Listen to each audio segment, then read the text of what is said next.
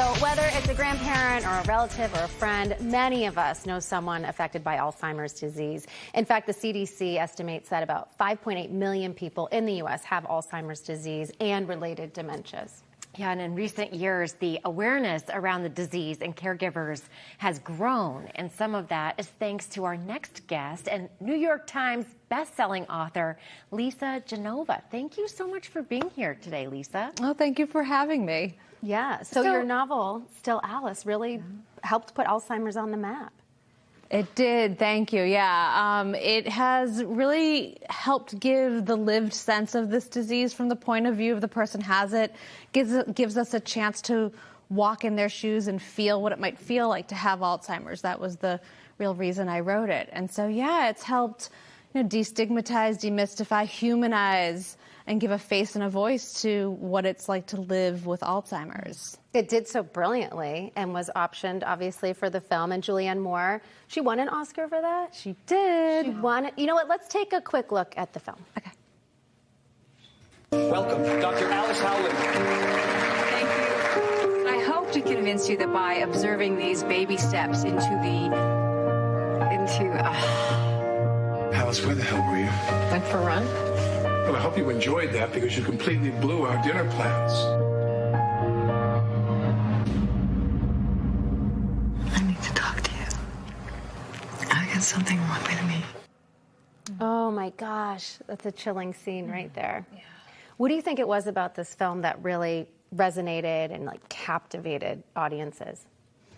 Well, they all did such an amazing job. I'm so fortunate and grateful to all of them. I think in part, the public's perception of this disease was relegated to, oh, this is a disease of the dying elderly.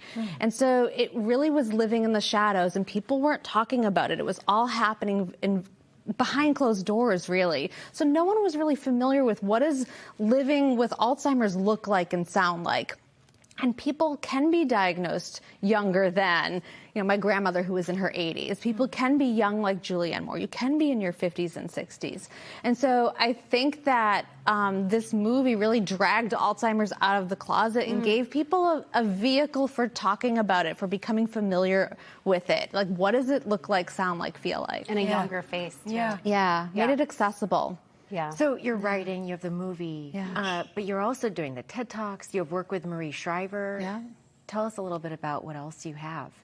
So Still Alice was my first novel, and it really gave me permission to keep going. So I write stories about people living... That's a good debut. I know. Yeah. I got optioned for a movie. Yeah, hard to live up to it in some ways. The second novel was terrifying to write. But so I write stories about people living with neurological diseases, conditions, mental illness, anything going on from the neck up, because my background is in neuroscience.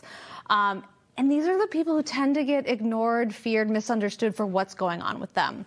And so story is a place that is a little bit more accessible than maybe nonfiction or certainly not reading the Journal of Neuroscience. So story gives us a place to humanize. So I continued writing stories about people living with these conditions. And then I wrote a nonfiction book about memory because I found that while I was using Still Alice to help educate the world about what it feels like to live with Alzheimer's, women in particular were cornering me at the end of the book signing line or coming into the ladies' room and saying, okay, I'm always forgetting people's names. I walk into rooms and I don't know why I went in there.